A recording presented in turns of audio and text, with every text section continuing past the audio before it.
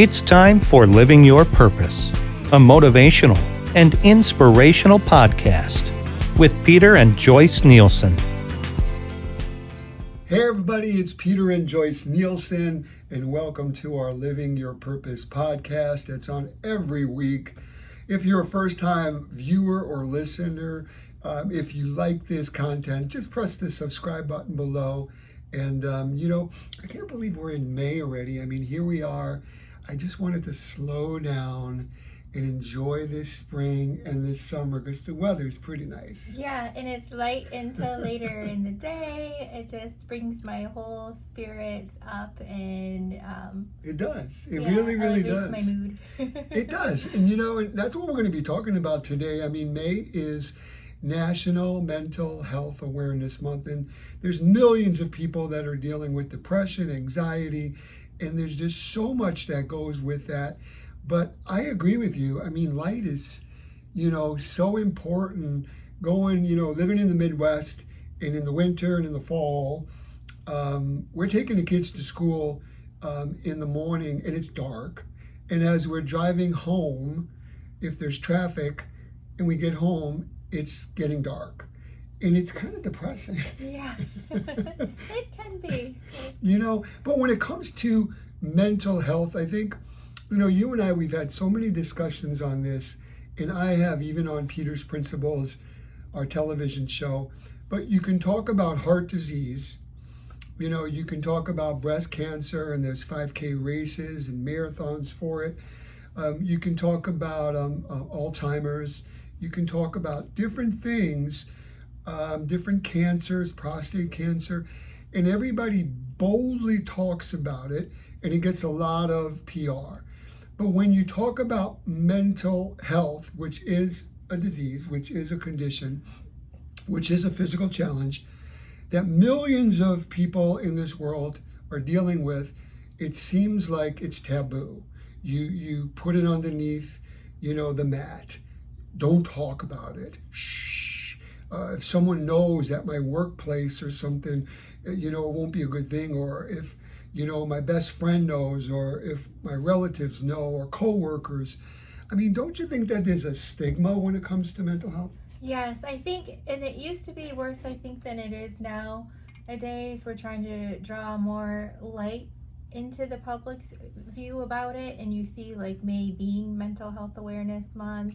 And then we have my green ribbon. But you see it more. There's more resources available out there. It's really about open lines of communication and education, whether it comes from biological or environmental factors. There's a fine line and a gray mixture of both. There's so many different forms of mental health that maybe people don't even realize fall into that category, including substance abuse, eating disorders. Yeah, I mean, even this morning over breakfast, I was just doing some research, and it's kind of mind-boggling, but depression, according to the National Institute of Mental Health, in 2021, it's estimated that 21.5 million adults in the United States had at least one major episode of depression, in the past year. And then you take that, as Joyce was saying, and there's so many different categories, and that's why it's so hard to diagnose, because sometimes you have two modalities. You may have depression and anxiety. You may have anxiety and bipolar. You may have bipolar and schizophrenia. And schizophrenia, for example, in the United States, about 1.1% of the population has that. That equates to 2.8, almost 3 million adults are walking around with schizophrenia in the United States. And bipolar, another disorder, basically affects 7.2 million Americans, And when you take all of this stuff and you try to keep it in the dark, and as I always say, darkness creates isolation. Isolation enhances the perfect storm for depression. Depression then is a perfect storm for addictions to start. and it's just a downward spiral. And that's why it was important for Joyce and I to shed light on this, so that knowledge is power. I mean, suicide among people with depression, it's important to note that not everyone that experiences depression, bipolar, schizophrenia is going to commit suicide. However, according to the American Foundation of Suicide Prevention, in 2019, there was 13.9 suicides per 100,000 adults. And that's significant when it comes to, think about it. If someone gets in a space in their own head where they think that there's no way out and they take their life. I lost a dad at 49 having two addictions, alcohol and nicotine. And my point was that the collateral damage of someone committing suicide or someone dying that young affects generations.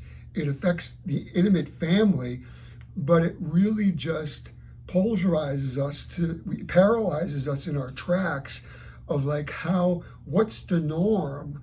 So, I'm glad that, you brought this up on that it was, a National Mental Health Awareness Month being May.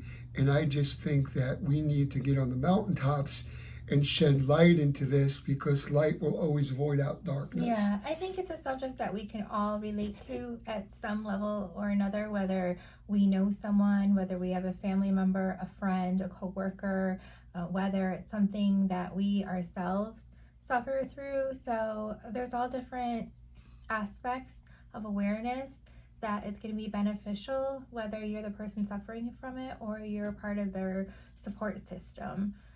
Yeah, I mean, there's two sides to it. There's the person who is, whether they're friends or coworkers or married to a person, and they need to always separate, the disease from the patient, from the person. Yeah. And sometimes it's very hard to do that. You're right. And you mentioned something earlier, and I think a lot of us will talk about any kind of physical ailments we're having, but we shy away when it comes to the topic of mental health. And I think it's something very important that you have to have as an open conversation in your household and even with your children, because a lot of mental disorders are inherited. And for example, in my family, we have a history. There's depression, anxiety, mood disorders, in some cases ADHD. So there's all kinds of mixes going on, and it's something that can be passed down generationally, and it's something that I experience with my grandparents, and I myself suffer from having some of those disorders as well. And it's been a very open conversation with my children and with Peter, and just figuring out when I'm starting to go through some of these cycles or issues that different things can cause, that they know, first of all, not to take it personally. It's not them. How to be supportive. You can feel like when you're the one suffering from it, you can feel like a guinea pig, because everyone wants to diagnose you. And then once you're diagnosed, there's a million different medicine combos that can be offered your way that have a billion different side effects. Yep.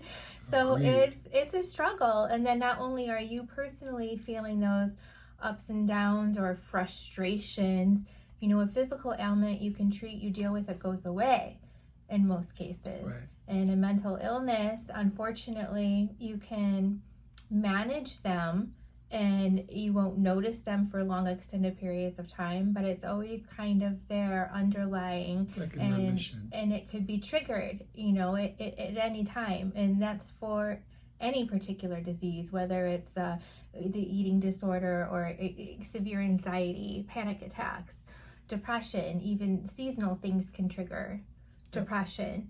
And a large part of society deals with that. I mean, in the environmental factors. Right. In the wintertime, it's like, I think a lot of people deal with it. Sometimes you do, when it comes to when it's gray outside. It's gray for months.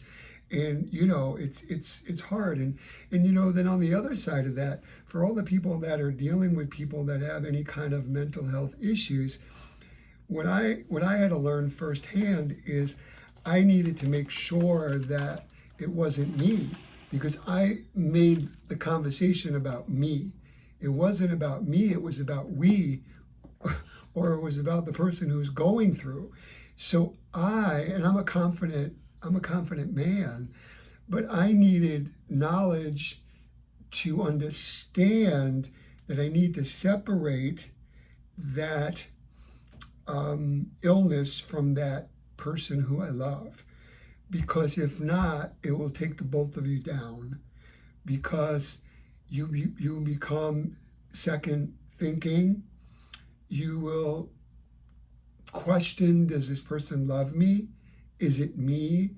Why does this person kind of just evaporate into a black hole, into a room for a day or two?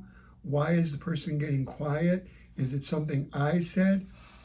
And over time and education, you'll learn that it's not you, but you need to be supportive, and you need to almost doing a thesis on this person because you love them so much. And there are triggers. Everybody's triggers are different. What works for one person may not work for another, but there's triggers. I mean, alcohol is a trigger. Cannabis is a trigger. Sleep deprivation. Sleep is a trigger. Huge I mean, trigger. And we just got another puppy. Yeah. So she's up like every 3 hours at night. So that's not good for anybody, no less someone that's dealing with mental health issues. And the other thing is sometimes triggers can be people. It could be your family. It could be what's that? Malnutrition. Too much caffeine, just a lot of different things. Because think about it, your mental health, the way God made us so beautifully chemically balanced, we have this thing called dopamine, which is this upper, this upper kind of hormone. And then you have serotonin, which is that feel-good, mellow. And when you think about it, L-tryptophan or melatonin that's in cherries, the L-tryptophan that's in turkey. Why do people get so mellow after a Thanksgiving dinner? They're like, oh, I just want to go and watch football on the couch. And it has to do with what they ate. So you have the serotonin, you got the dopamine, you have your adrenaline, you have your endorphins. When you exercise, that makes you feel great. So exercise is a really, really good, one of the best sources. I always say exercise is the best medicine. Eating good is great too. And then watching those triggers. Yeah. What did you say? If you can avoid them. And like you said, people can also be trigger. Toxic. Certain environments, certain situations. And it's really important as an individual to identify what those are to you. And then to let the people that are your support system be aware of what those triggers are, so that you can tackle them together. It's so important just to have self-awareness, even and unity, journaling, keeping track of how you feel about certain things. If you do get panic attacks, what's happening leading up to that before? Look for patterns. Yeah. Talk there are to patterns. Someone about it. There's so many resources. There's so many resources, but there are patterns. And if I can say again, just, I'm just going to say it. I took it so personal, and but be aware of the environment that you're putting your loved one in. Because sometimes you could be a co-enabler and you could put this person in an environment that's full of high energy, and there may be a lot of smoking or alcohol or, crazy kind of people. I'm just talking about even at a simple concert.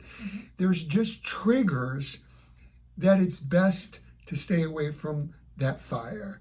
It's like, it's like if you know that you're addicted or that a trigger is candy, you don't put your little kid in a candy store. You don't do it, even though they're going to love you and say, "Oh, Daddy, this is great," but there's going to be consequences. So I think the knowledge part, you're so courageous and you've been so brave to just really just. I've gotten closer to her for her exposing certain things to me. So communicate, right? Yeah, that's the most important. Because the enemy wants to kill and destroy. Yeah. And knowledge is power. So Right. learn more about what you're struggling with or your loved one is struggling with. Learn everything you can. There's online resources, there's support groups, there's books. Yeah. Lots And of there's audio and there's books. support groups, and there's knowledge for people that are in that environment with somebody that's dealing with that physical challenge. Mm-hmm. And I think the biggest thing that I learned, if I could say this and share this with the viewers and listeners, is that I learned that I'm an alpha male. I'm a fix-it man. I don't like to, excuse the expression, bitch about a problem. I like solutions. So it's like, it doesn't always work that way. When you're in the midst of something, you can't try to fix it that moment. You'll only exasperate it sometimes. And I almost became triggers because I would be like, "What's the matter? Is it me? Why are you isolating in the room and just taking a nap?" I was just like a drill sergeant, like, whoa, and all it was doing was pushing her, Making me go more into a shell. making her go more into the cave. Yeah. And now what I do is I pray, I learn from resources. Man, you go online or you go to some of these amazing, the American, there's the American Foundation for Depression. There's so many different national institutes for mental health. There's so many different things that have such new, great, knowledgeable resources that you can tap into. Or in your church. Yeah. And Meditation. yeah. Like you said, physical exercise, establishing a routine and staying with that routine. Yep. Sleep is big. Yeah. You said that. And I think though that when, and I could just say this, when I was growing up, I was in kind of an abusive situation with my father. And I was trying to recover from one near-death experience at 15. I was in a hospital for 2.5 months, went from 130 pounds down to 86 pounds. So the only thing that was my stress reliever was exercise. And I exercised down a Brooklyn basement apartment building, and I put music on and I just focused. I visualized seeing myself healthy. I visualized seeing myself living normal. So whatever you're going through, if, we may be talking to someone right now that's thinking about, ending it all. That is not the answer. Everyone loses in that. Your family, your friends, your children, everyone does. It's just, life is so precious. But all I can say is that whatever you're going through right now, this too shall pass. And you're watching this or you're listening to this for a reason. I don't believe in coincidences. And the crazy thing is that I thought I knew everything. And, at the age that I'm at in the journey on this beautiful road called life, I know a whole lot less than I thought I did. But now at least I am more knowledgeable to, as Joyce says, to keep this in remission, even with the Crohn's. I can't have dairy. I can't have a lot of stress. That's a trigger. There's so many triggers with an autoimmune condition. So I have a physical challenge called Crohn's. Joyce has got a physical challenge when it comes to mental health with some of her depression stuff. And there's no perfect person. And if you do too, shed light on it.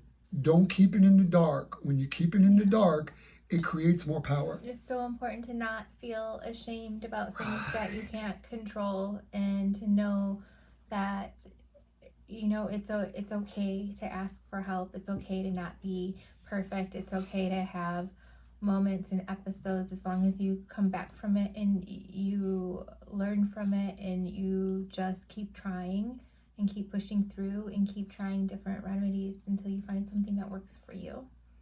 And if I could say this too, as an application for people that are maybe dealing with somebody, whether it's at the workplace or whether it's in your family or it has a mental health issue, is that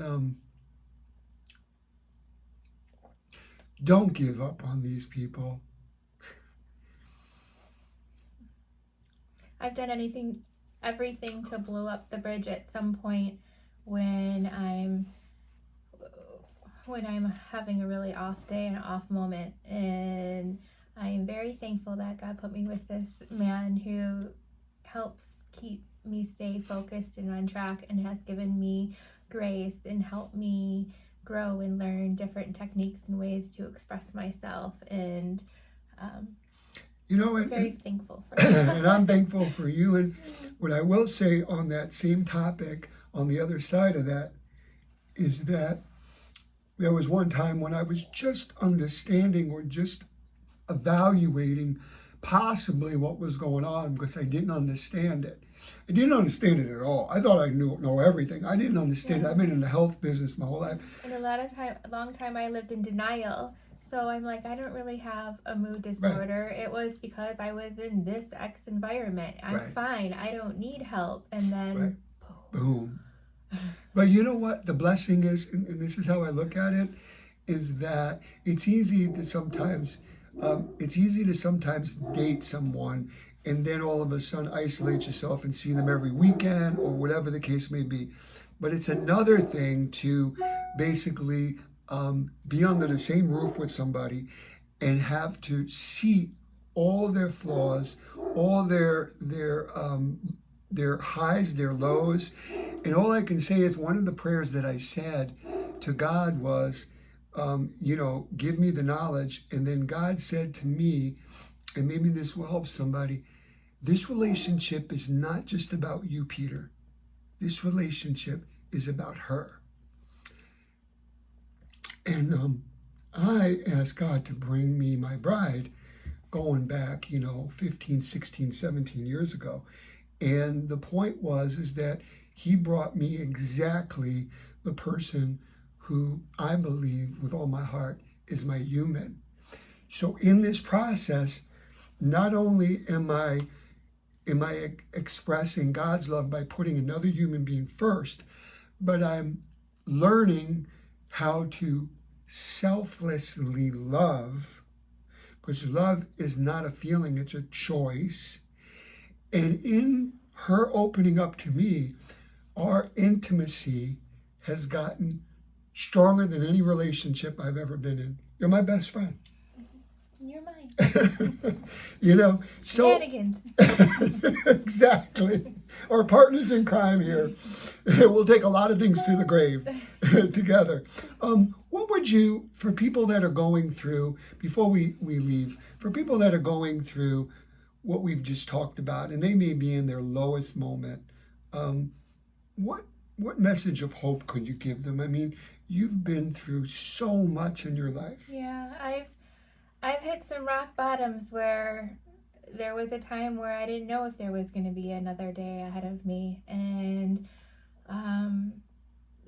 I questioned a lot of my self-worth and value, and I fought very impulsive desires of things that could have been disastrous and things that were disastrous. And a lot of my life has been a roller coaster of a life, which unfortunately that comes along with my particular thing that I struggle with.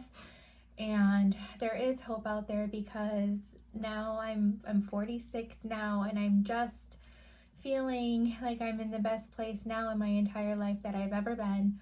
I feel more stable and consistent and happy now than I've ever been in my life. And it's just learning and growing and taking control over the illness that I battle in the situation, and having a good support group and system. And if you don't have friends and family you can lean on, you can find a community group.